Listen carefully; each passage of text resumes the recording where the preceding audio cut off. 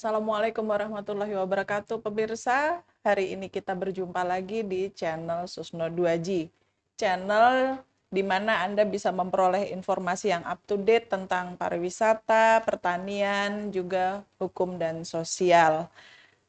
Eh, Sebelumnya saya ingin menyampaikan terima kasih dulu kepada teman-teman yang sudah bergabung menjadi subscriber di channel ini dan juga menyebarkan video ini ke manapun. Karena itu merupakan dukungan bagi channel kami.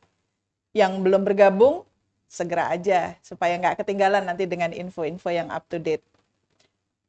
Hari ini kita masih mengamati atau menyoroti tentang sidang kasus Sambo. Pada hari Rabu kemarin, tanggal 4 Januari, Hakim mengabulkan permintaan para penasehat hukum terdakwa untuk mengunjungi TKP, baik yang di Saguling maupun yang di Duren 3.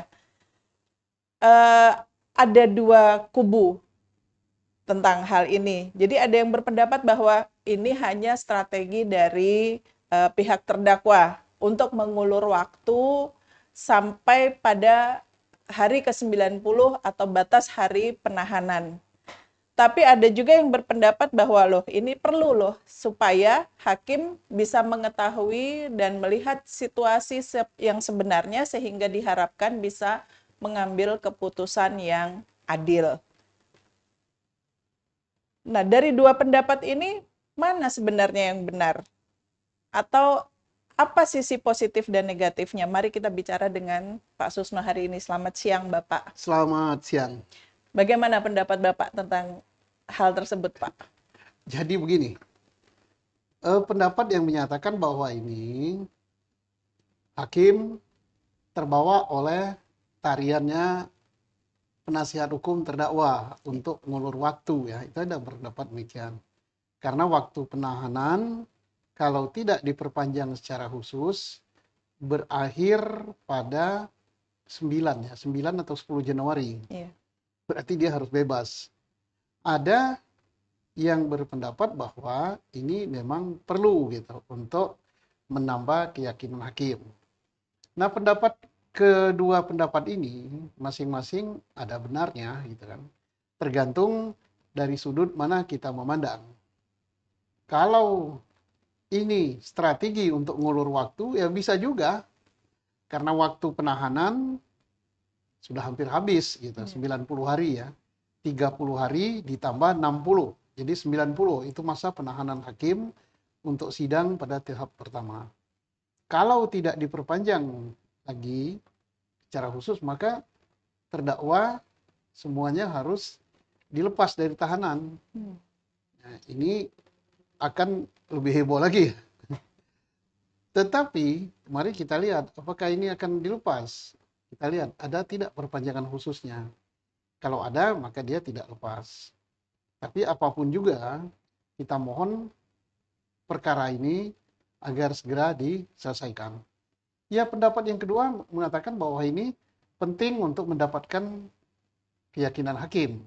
Ya, bisa juga kalau hakim belum yakin dengan pendapat-pendapat atau dengan keterangan ya yang disampaikan oleh terdakwa maupun keterangan saksi maupun keterangan ahli maupun alat bukti lain yang disampaikan di persidangan. Hakim masih kurang yakin, masih ingin melihat gimana sih gambaran sebenarnya. Kalau jaksa sudah, karena jaksa waktu rekonstruksi sudah diajak ke TKP gitu kan, hakim tidak. Ya, dia menganggap oh ini perlu. Perkaranya memang perkara sederhana, pembunuhan ya. Semua sudah ada, pembunuhnya ada, yang mati ada, alatnya ada, segala macam ada. Tetapi karena perkara ini menjadi perhatian yang begitu besar oleh masyarakat di seluruh Indonesia, sehingga hakim berhati-hati untuk mengambil suatu keputusan. Maka hakim perlu datang ke tempat kejadian perkara. Ya kalau ditinjau dari situ, ya penting juga, gitu kan. Jadi ada benarnya masing-masing pendapat itu. Dari sudut mana kita memandang. Dan ini sudah dilakukan kemarin ya, yang sudah dilakukan kemarin, mudah-mudahan saja waktu meninjau TKP, hakim berpendapat, oh benar keterangan ini, oh benar keterangan ini. Sehingga dia simpan, dan sidang-sidang berikutnya, hakim sudah mempunyai gambaran yang jelas, lebih komprehensif lagi tentang tempat kejadian perkaranya. Gitu. Lalu bila kunjungan ini, maksud saya kunjungan ke tempat kejadian perkara itu bisa dibenarkan, Pak, apakah ada dasar hukumnya dalam hukum acara pidana kita? Memang mengunjungi TKP tidak diatur secara spesifik, secara khusus di dalam hukum acara pidana kita. Undang-Undang Nomor 8 Tahun 81 tentang UHAP ya, tidak mengatur tentang mengunjungi TKP. Nggak ada. Tetapi ada produk ya yang dikeluarkan oleh Mahkamah Agung, apa SE atau apa itu saya lupa namanya, nomor 7 tahun 2001 ya kalau nggak salah. Nah, itu apa namanya mengatur tentang kunjungan ke TKP. Nah, tapi kunjungan ke TKP ini bukanlah bagian daripada sidang pembuktian gitu. Hanya untuk melihat bagaimana perlunya, bagaimana posisi, oh situasi di Saguling kayak gini, oh situasi Duren 3 begini, oh jarak Duren 3 sama ini, oh gini, oh yang digambarkan di dalam chart bagan atau berita acara TKP, CCTV di sana, oh mayat tergeletak di sini. Jadi hanya untuk mendapatkan gambaran-gambaran itu, dan tidak ada dialog dan tidak ada debat apapun juga di TKP itu. Artinya berarti mengunjungi TKP ini tidak dalam kondisi untuk menambahkan alat bukti baru gitu ya, Pak ya? Oh tidak, karena datang ke TKP itu kan hanya melihat-lihat saja. Yeah. Melihat, mungkin mencocokkan apa keterangan yang diterima oleh hakim pada saat sidang, kemudian mencocokkan juga foto-foto, bagan, dan sebagainya. Karena yang selama ini yang diajukan ke hakim di depan persidangan kan hanya cerita kan. Yeah. Cerita, audio gitu. Oh ceritanya begini Pak, jarak saya hanya sekian, jarak saya sekian. Saya dari tangga berjarak sekian. Kemudian saya melihat posisi saya di atas, kemudian posisi FS di sana. Nah, si saksi ini mengatakan saya tidak melihat dia, saya tidak mendengar tembakan. Nah, ini nanti hakim datang ke tempat kejadian betul, dia akan lihat apa betul, apa berbohong, apa tidak berbohong keterangan si A yang mengatakan bahwa dia tidak melihat Bapak FS menembak. Padahal jaraknya segini dan segini. Jadi hanya sekadar itu saja. Tidak langsung ditanyakan kepada saksi pemberi keterangan, tidak juga ditanyakan kepada terdakwa ataupun saksi lain. Karena yang datang ke situ kan tidak mengajak terdakwa gitu kan. Tidak juga mengajak saksi-saksi lain gitu. Hanya hakim sama jaksa mengunjungi itu, cocokkan apa keterangan yang selama ini dia terima, dia sehingga bisa punya gambaran. Oh, saksi ini berkata benar. Oh, terdakwa ini berkata bohong gitu kan, hanya untuk cocokkan hal-hal demikian. Iya, seingat saya juga memang ke sana itu tanpa para terdakwa ya, Pak. Jadi artinya keterangan yang diterima hakim itu sudah dianggap benar seperti apa adanya? Betul. Jadi datang ke tempat kejadian perkara, baik ke Saguling maupun ke rumah Duren 3, terdakwa tidak diajak. Dan di situ tidak ada sidang. Tidak ada dialog dengan terdakwa menanyakan, betul kamu berdiri di sini ya? Kamu dengar tembakan sini ya? Kamu saksi melihat ini enggak? Nah, tidak ada. Dia hanya cocokkan saja. Ngamati, oh begini rumah Saguling ini. Oh di sini pertemuan dilakukan. Oh dari Saguling menuju ke rumah Duren 3. Jaraknya sekian. Oh begini. Dia kan hanya cocokkan apa yang diterima saat sidang dulu. Oh jenazah tergeletak di sini. Oh keterangan saksi bahwa FS berdiri di sini. Oh Barada E yang nembak di sini. Masa yang ini nggak bisa lihat, yang ini. Nah, hanya mencocokkan apa itu yang ada di dalam mind-nya Pak Hakim, yang dia dapat dari keterangan saat sidang. Nah, saat sidang itu kan ada keterangan yang berbeda-beda ya. Terdakwa mengatakan begini, saksi mengatakan begini, terus gambar sketsa TKP begini, hasil rekonstruksi begini.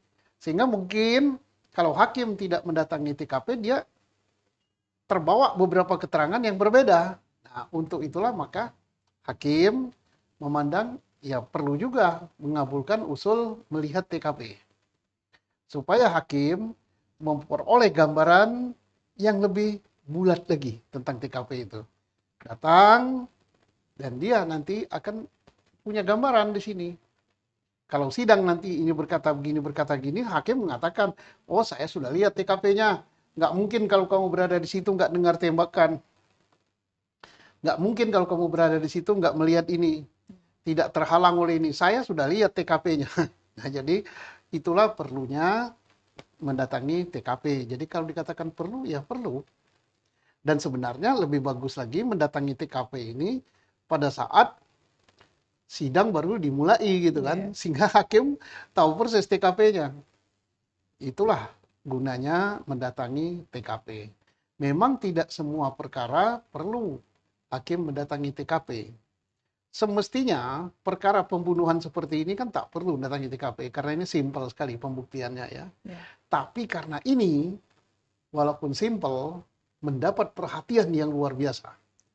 Dari presiden sampai ke rakyat kalangan bawah memberikan perhatian. Dan menjadi bahan pemberitaan berbagai media di Indonesia termasuk media sosial yang hampir 6 bulan. Nah, sehingga ini kalau hakim salah di dalam mengambil keputusan, ini akan dapat sorotan yang luar biasa dari masyarakat. Ya. Baik Pak, pertanyaan terakhir. Ini mengingat hari ke-90 itu hanya kurang mungkin sekitar 5-6 hari lagi ya Pak ya. Ya. Masih bolehkah kita optimis bahwa kasus ini akan selesai? Lalu bila tidak tuntas, kira-kira apa yang akan terjadi Pak? Hari ke-90 inilah ya. Nggak tahu ini pandainya pihak terdakwa berserta penasihat hukumnya memanfaatkan waktu sehingga waktu ini berjalan molor begitu kan. Sehingga yang disediakan waktu cukup panjang 90 hari. 90 hari itu 3 bulan ya. Ini tidak selesai gitu. Kalau menurut saya sulit untuk selesai ya. Ini sudah tanggal berapa hari? 5 Januari. Nah, taruhlah kita anggap tanggal 9 atau 10 selesainya. Tinggal 5 hari lagi. Masih dipotong Sabtu Minggu, Pak? Potong Sabtu Minggu. Potong pemeriksaan terdakwa belum selesai. Potong lagi nanti pembelaan ya. Setelah itu baru ada tuntutan. Baru ada replik duplik gitu. Dan ini waktunya tidak hari ini replik, besok duplik. Ya enggak lah. Mereka kan minta waktu. Untuk nyusun pembelaan aja minta waktu. Bisa 2 minggu dia minta waktu. Saya minta waktu 2 minggu. Dan ini saya kira habis waktu 90 hari sidang ini belum selesai. Nah, sehingga perlu perpanjangan. Nah, hal-hal yang bisa diperpanjang adalah untuk perkara yang memang patut diperpanjang gitu kan. Nah, kalau dilihat dari sifat perkaranya atau deliknya, unsur deliknya, perkara ini bukanlah perkara yang susah ya. Tidak perlu diperpanjang secara khusus gitu kan. Perkara pembunuhan itu biasanya sebulan setengah selesai. Nah, dalam pemeriksaan. Tapi ini kok panjang. Nah, kenapa panjang ya? Karena bukan karena unsur pembuktian deliknya, tapi karena sifat perkara ini. Sifat perkara ini kenapa? Orang yang terlibat di dalam perkara ini adalah pejabat jenderal bintang 2, punya posisi yang sangat strategis dan melibatkan beberapa jenderal yang lain dan anggota Polri yang lain. Nah, kemudian mendapatkan perhatian karena ini ada rekayasa untuk membelokkan dulu kan. Nah, rekayasa untuk membelokkan ini untuk ngapusi atau untuk menghilangkan jejak atau menghilangkan cerita yang sebenarnya ini terungkap oleh polisi kan. Nah, ini mendapat perhatian oleh presiden. Presiden adalah pejabat yang tertinggi di negeri ini. sampai 6 kali memberikan peringatan kepada Kapolri untuk segera membuka perkara ini, segera disidik secara benar, independen dan sebagainya. 6 kali loh, tidak gampang Presiden perhatikan itu. Belum pejabat-pejabat lain, tokoh masyarakat, Menko Polhukam, pejabat publik yang lain, sampai ke rakyat di desa-desa punya perhatian masalah ini. Dan ini cukup melelahkan. Nah, karena itu mungkin tidak selesai dalam 3 bulan, sehingga perlu diperpanjang secara khusus. Ya harapan kita semua, ya harapan seluruh rakyat Indonesia agar perkara ini dapat diselesaikan dengan baik, sehingga yang bersalah dan siapapun juga mendapatkan putusan yang seadil-adilnya. Kita tidak menentukan hukumannya harus ini atau harus ini, tapi yang seadil-adilnya. Kalau memang adil dihukum sekian, ya sekian. Kalau adil hukumannya begini, ya begini. Jadi kita serahkan kepada hakim. Dan kita yakin hakim akan memberikan putusan yang seadil-adilnya. Demikian jaksa akan membuat suatu tuntutan hukum yang seadil-adilnya. Kita percayakan dan kita masyarakat dari segenap lapisan mengawal perkara ini sesuai dengan kemampuan kita. Kita tidak mencampuri, tapi kita mengawal kita. Mari kita tunggu di sisa yang beberapa hari Mari ini kita lagi, tunggu. Pak. Baik Pak, terima kasih untuk waktunya siang ini. Semoga apa yang Bapak sampaikan tadi bisa menambah wawasan kita lagi tentang hukum yang berlaku di Indonesia. Terima kasih Bapak. Nah teman-teman, demikian tadi kebersamaan awal tahun kita bersama Bapak Susno Duaji. Jika teman-teman mempunyai informasi ataupun kasus hukum yang ingin disampaikan kepada Bapak Susno, boleh dikirim kepada kami. Nanti alamat akan ada di akhir video di Aldios Building. Semoga nanti ada waktunya Bapak bisa membahas apa yang dikirimkan oleh teman-teman ya Pak ya. Iya. Baik. Terima kasih. Assalamualaikum warahmatullahi wabarakatuh. Waalaikumsalam warahmatullahi wabarakatuh.